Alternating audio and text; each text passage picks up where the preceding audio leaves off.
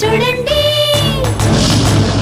కళ్ళు రెండు పైకి ఎత్తి దాని అరుపు చూడండి యమరాజుకి కూడా సింహం అంటే భయమండి గుహలోని ఉన్నదాన్ని చూస్తే కొంచెం భయమండి సింహం మాత్రం పిల్లల్ని చూసి హాయిగా ఆడుకుంటుంది సింహాన్ని చూడగానే అందరూ కాస్త జరగ